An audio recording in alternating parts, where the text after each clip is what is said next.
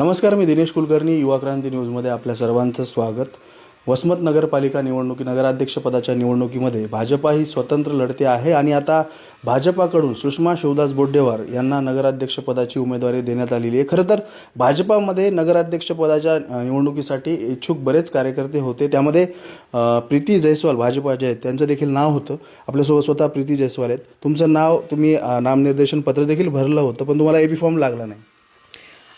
पक्षाकडे आम्ही 2 जण इच्छुक होतो.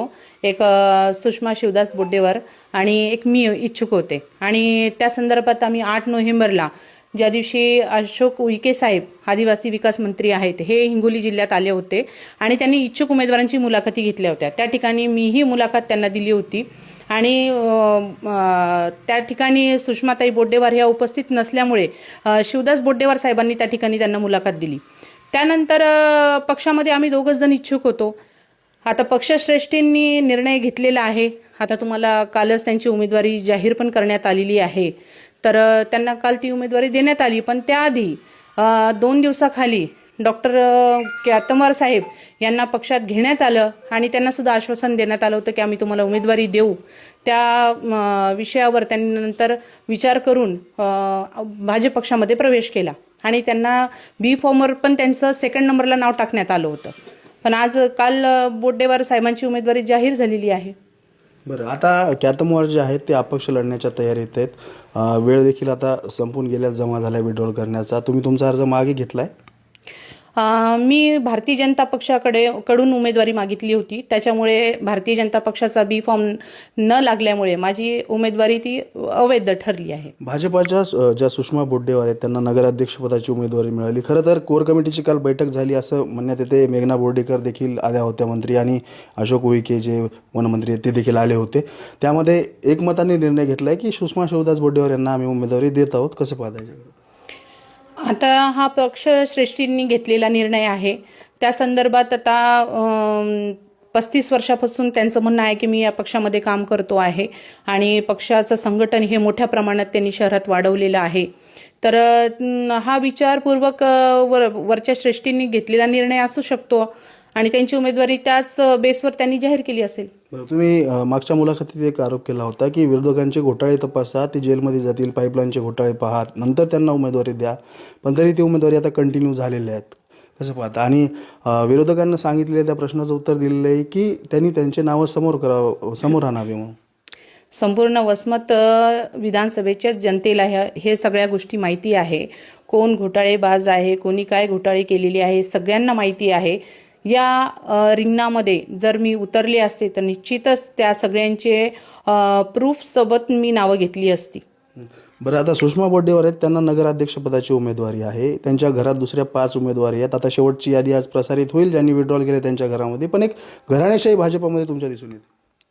आता काल मी त्यांची एक मुलाखत पाहिली. त्याच्यामध्ये त्यांनी सांगितले की आमचे घरचे 5 जण हे जनतेची सेवा करतात. ते असं देखील म्हणले की अजून 2 जरी वाढवले तरी लोक काही म्हणणार नाहीत. आमचं कुटुंब 24 तास लोकांच्या सेवेसाठी रस्त्यावर आहे.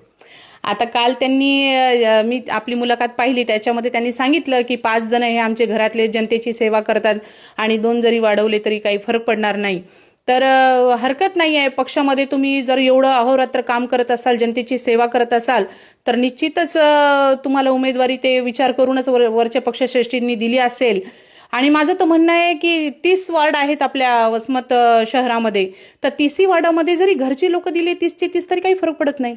बरं, जे आता नगराध्यक्षपदाची ज्यांना भाजपकडून उमेदवारी जाहीर झाली, सुषमा बोड्डेवार, त्यांचा नगराध्यक्षपदासाठी फॉर्म आहे. मे बी 12मध्ये देखील त्यांचाच फॉर्म आहे. आज विड्रॉल झाला आहे की नाही माहिती नाही, पण तळ्यात मळ्यात त्यांना कॉन्फिडन्स नाही का नगराध्यक्षपदाची जागा निवडून येईल म्हणून? कारण ती गेली तर ही राहील, ही गेली तर ती राहील, असं चालू आहे. कदाचित असाही त्यांचा विचार असू शकतो. कारण की बऱ्याच लोकांनी आपल्या पत्नीलाही उभं केलेलं आहे आणि स्वतःही एका वार्डातून उभे आहेत.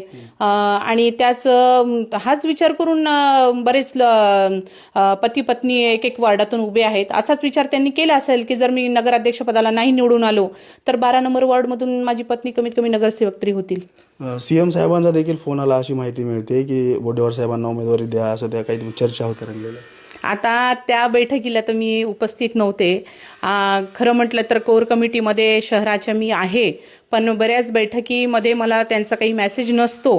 कालची जी बैठक झाली त्या ठिकाणी सुद्धा मला शहराध्यक्ष प्रोटोकॉलप्रमाणे शहराध्यक्ष यांनी मेसेज व कॉल केला पाहिजे, पण त्यांचा काही कॉल आणि मेसेज मला नव्हता आणि म्हणून मी त्या ठिकाणी उपस्थित नव्हते. आता सीएम साहेबांचा फोन, मुद्दा हा आहे की सीएम साहेबांचा फोन माननीय जिल्हाध्यक्ष गजानन घुगे साहेब असतील किंवा तानाजी मुटकुळे साहेब असतील, यांच्या जर फोनवर आला असेल तर हा प्रश्न तुम्ही त्यांनाच विचारा, त्यांना चांगली माहिती असेल याची. बरं, काय चित्र होईल आता स्पष्ट येणाऱ्या निवडणुकीमध्ये? कारण महाविकास आघाडीचे सीमा हाफिज आहेत, भाजपाचे शिवदास बोडेवार आहेत, राष्ट्रवादीच्या कन्हैयाबाई आहेत, आता कॅथमवर अपक्ष लढत आहे. आता चित्र याच्यामध्ये असं आहे की शेवटी जनताच हे निर्णय घेईल की कोणाला विजय मिळवून द्यायचा आणि कोणाला मतदान करायचं. कारण की जनतेला कसं आहे ना, जनता सगळं बघत असती, पण शेवटी निर्णय जनता हे बरोबर वेळेवर त्यांच्या मतदानाच्या माध्यमातून निर्णय ही देत असते. आता मांजरीला जरी वाटलं की मी डोळे झाकून दूध पिते आणि जगाला काही दिसत नाहीये, तर हे तिचा भ्रम असतो, पण जगाला सगळं काही दिसत असतं. जी काही खेळी वसमत शहरामध्ये सुरू आहे आणि याचे सूत्रधार कोण आहेत, कारण की 2 महिन्यापूर्वी कॅथमवार साहेबांनी नगराध्यक्षपदाची तयारी सगळी सुरू केलेली होती आणि शिंदे गटांनी पण त्यांना मला वाटतं शब्द दिला होता की आपण नगराध्यक्षपदाचे आमचे उमेदवार आहात. पण अवघ्या एका दिवसापूर्वी 2 तासामध्ये काय खेळ वसमत विधानसभेतून झाला आणि बांगर साहेबांनी त्यांची उमेदवारी त्यांना दिली नाही आणि 5च एबी फॉर्म ते माननीय आमदार विद्यमान आमदार राजू नवघरे यांच्याकडे पाठवण्यात आले आणि त्यांनी शिवसेनेचे एबी फॉर्म राष्ट्रवादीच्या आमदाराकडे, जयप्रकाश मुंद्रा देखील म्हणतायत की महाराष्ट्रातली पहिली केस असेल अशी की शिवसेनेचे एबी फॉर्म राष्ट्रवादीच्या आमदाराकडे जातात. म्हणजे काय, कसं पाहतो या संदर्भात तर मला माहिती नाही की त्यांनी कसं काय तिकडे पाठवले. हा प्रश्न तर खरं म्हटलं तर तुम्ही बांगर साहेबांनाच विचारला पाहिजे की इथं पक्षश्रेष्ठीचे बरेच लोक आहेत आणि मुंदडा साहेब हे माजी मंत्री राहिलेले आहेत, तर त्यांच्या हातामध्ये पण दिले असते तर चांगलं राहिलं असतं. पण आता हा प्रश्न तुम्ही त्यांना विचारला पाहिजे. आता कॅथमवार साहेबांनी एवढी तयारी केली, सगळं झालं आणि इथून डायरेक्ट म्हणजे एवढी मोठी खेळी या वसमत शहरामध्ये होणार होती की डायरेक्ट सिम्बॉलच उडवणार होते. म्हणजे एक राष्ट्रीय पक्षाचा सिम्बॉलच इथून गायब करायचा विचार होता. म्हणजे इथं काय युती करून फक्त पंजा आणि घडी हे 2च चिन्ह दिसले असते. पण शेवटी आम्ही पक्षश्रेष्ठींकडे वारंवार तक्रारी याबद्दल केल्या की आपल्याला स्वतंत्र लढलं पाहिजे. ते याच्यासाठी की नेहमीच आपण कुबड्या घेऊन का चालायचं. विधानसभेमध्ये सुद्धा आपण युती केली आणि या ठिकाणी घड्याळीचं चिन्ह दिसलं. पण शहरामध्ये आता ही निवडणूक कशी कार्यकर्त्यांची असतील, या ठिकाणी त्यांना संधी मिळाली पाहिजे. याच संधीच्या माध्यमातून काहीतरी ते कार्यकर्त्यांचं पुढं काही घडत असतं. पण काही राजकीय पुढारींनी काय केलं, स्वतःच्या स्वार्थासाठी युती करण्यात संदर्भात त्यांनी त्यांची योजना आखली. पण या संदर्भात आम्ही सर्व माहिती वरिष्ठांना दिल्यानंतर नेत्यांनी निर्णय घेतला आणि स्वतंत्र स्वबळावर लढण्याचा निर्णय या ठिकाणी वसमत शहरामध्ये झाला. आज आमचं कमळ हे प्रत्येक बूथवर बघायला मिळणार आहे आणि पंजा घडी आणि हिंदुत्वाच्या मुद्द्यावर चालणारा आमचा पक्ष आहे. तर आज जेवढे हिंदुत्वाच्या विचारावर चालणारी जी जनता आहे ती निश्चितच कमळाला, आज त्यांना तिथं चिन्ह बघायला भेटेल आणि निश्चितच ते कमळाला तिथे मतदान करतील. भाजपा पक्षामध्ये तुम्हाला सोबत घेतलं जात नाही का? कारण काल मीटिंग होती, तुम्ही हजर नव्हतात. काय असं ऐकण्यात आलं तिथे की घरकामात ताई व्यस्त आहेत ना? घरकामात तर बघा, मी आज 10-15 वर्षापासून राजकारणामध्ये आहे आणि विविध पदांवर काम करत आलेली आहे. माझे 24 तास हे जनतेच्या सेवेसाठी असतात आणि घरकामासाठी माझ्याकडे त्याचं नियोजन लावलेलं आहे. घरकामासाठी माझ्याकडे लोक आहेत जे घरकाम माझं करतात, स्वयंपाक वगैरे सगळं ते सांभाळतात आणि मी जनतेची सेवा करण्यासाठी अहोरात्र इथं उभी आहे.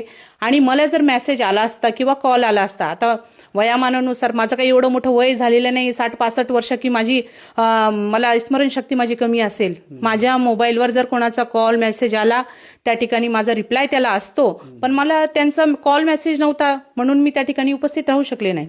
नक्कीच. आपल्यासोबत होत्या भाजपच्या प्रीती जयस्वाल आणि त्यांनी त्यांचा उमेदवारी अर्ज जो आहे तो आता मागे घेतलेला आहे आणि भाजपाचं देखील ते काम करणार आहेत. येणाऱ्या काळामध्ये वसमत नगरपालिकेची लढत ही तिरंगी होईल अशी शक्यता आहे, पण तिसरी आघाडी देखील या निवडणुकीच्या रिंगणात उतरण्याच्या तयारीत आहे. तेव्हा येणाऱ्या काळातच स्पष्ट होईल की चित्र वसमत नगर परिषदेचं काय असेल. दिनेश कुलकर्णी, युवा क्रांती न्यूज, वसमत.